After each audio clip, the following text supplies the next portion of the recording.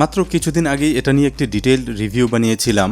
ডিভাইসটি ছিল wifi smart wall switch, touch app control, voice command কিংবা রিমোট সুবিধা সহ এটি একটি 3 সুইচের স্মার্ট ডিভাইস। রিভিউ এবং টেস্টের ভিডিও দেখে অনেকেই বলেছিলেন এটা খুলে দেখাতে। আজকের ভিডিওতে আমরা ডিভাইসটি খুলব, দেখব কি প্রযুক্তি রয়েছে স্মার্ট ওয়াল সুইচ বোর্ডে। রিভিউর ভিডিওটি যারা দেখেননি দেখে আসতে পারবেন ভিডিও শেষে লিঙ্ক থেকে। এটা খোলার আগে সামান্য ওভারভিউ দেখে নেব ডিভাইস বিষয়ে প্রাথমিক ধারণা নেয়ার জন্য।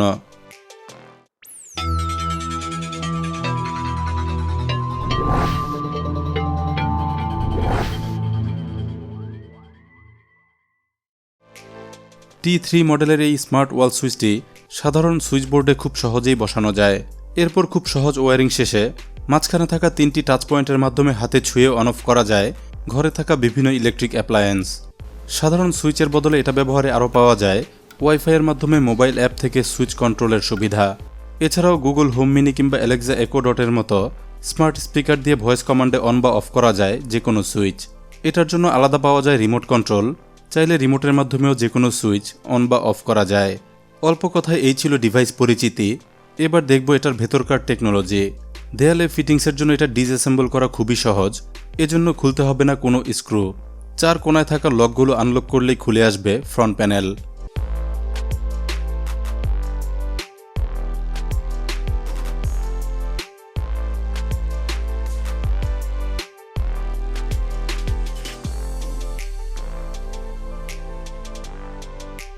এই হলো ফ্রন্ট প্যানেল। বেশ মোটা, শক্ত এবং তাপসহনশীল প্লাস্টিক ফ্রেমে বসানো হয়েছে একটি গ্লাস প্যানেল। 3টি সুইচের জন্য পয়েন্ট ইন্ডিকেট করতে 3টি স্কোয়ার বক্স এখন পরিষ্কার দেখা যাচ্ছে। পরিচ্ছন্ন গ্লাস প্যানেল ব্যবহার করায় ডিভাইসটি দেখতে অনেক স্মার্ট লাগে। একই সাথে সহজেই স্ক্র্যাচ পড়ে না কিংবা ময়লা হলে বা হাতের ছাপ পড়লে মুছে ফেললেই হয়ে যায় একেবারেই নতুনের মতো। এবার চলে যাব মেইন ইউনিটে।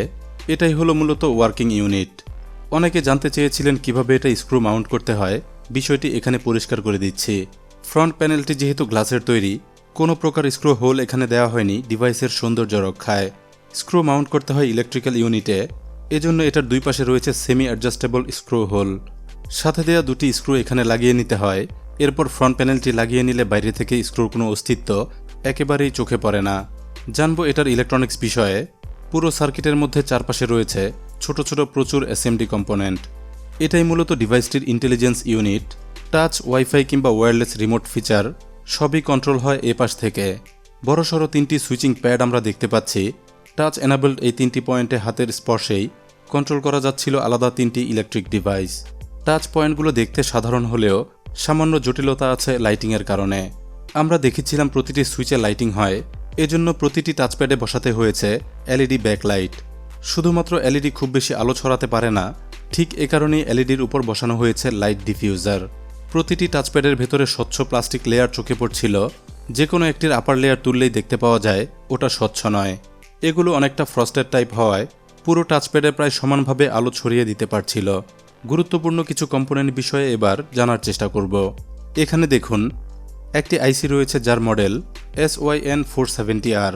এটা মূলত একটি রিমোট ফ্রিকোয়েন্সি বা আরএফ রিসিভার আইসি। সুইচবোর্ডটি যখন রিমোট কন্ট্রোলে চালানো হয় তখন এটার মাধ্যমে ফ্রিকোয়েন্সি রিসিভ হয়ে রিমোটের কমান্ড অনুযায়ী কাজ করে নির্দিষ্ট সুইচ। এরপর এখানে আছে ESP8285 মডেলের একটি মাইক্রোচিপ। এটা সিঙ্গেল কোরের 32 বিট MCU, মূলত কাজ করে 2.4 GHz ওয়াইফাই SoC বা সিস্টেম অন এ চিপ হিসেবে।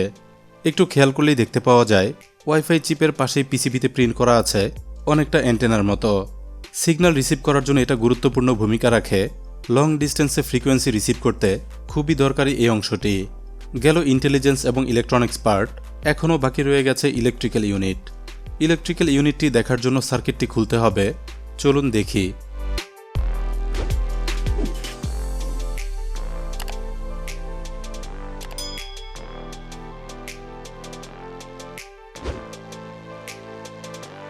এভাবেই 2টি সার্কিটের সমন্বয়ে কাজ করে T3 smart wall switch. Intelligence ইউনিটের নিচে আরেকটি আইসি দেখা যাচ্ছে। এটার গায়ে কোনো মডেল উল্লেখ নেই, খুব সম্ভবত টাচ ফাংশনে এটাই দায়ী। হাতের স্পর্শে টাচ সেন্স হয় এটার মাধ্যমে। ইলেকট্রনিক্স এবং ইলেকট্রিক্যাল এই 2টি ইউনিটের সমন্বয় করতে দুটোর মধ্যেই আছে 8 pin male female jumper connection. Electrical unit দেখার জন্য এটা খুলতে হবে। এটা খোলার জন্য প্রতিটি কর্নারে আছে সব মিলে 4টি স্ক্রু।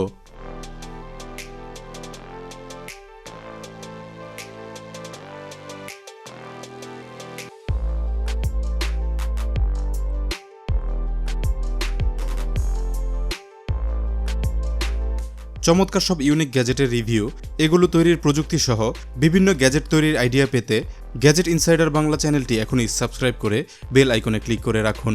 চ্যানেলটিতে ঘুরে আসতে পারেন দারুণ সব পর্বগুলো মিস করে থাকলে।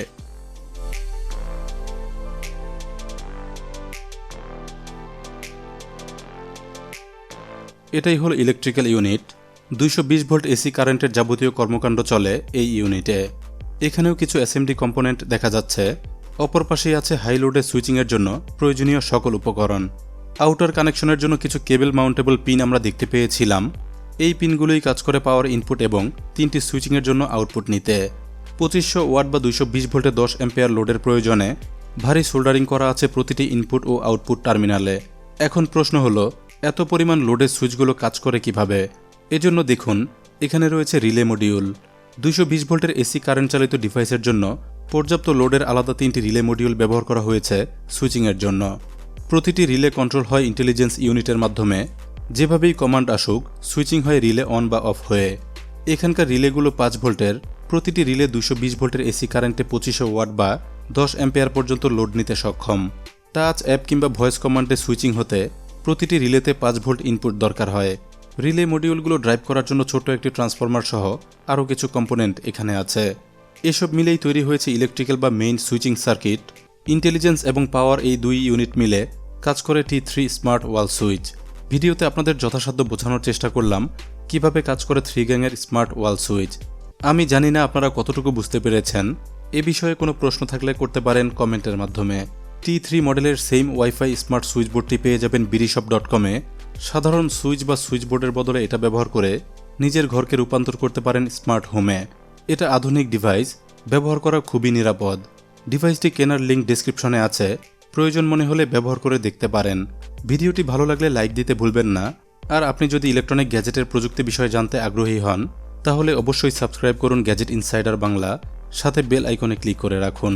ধন্যবাদ সবাইকে ভিডিওটি দেখার জন্য।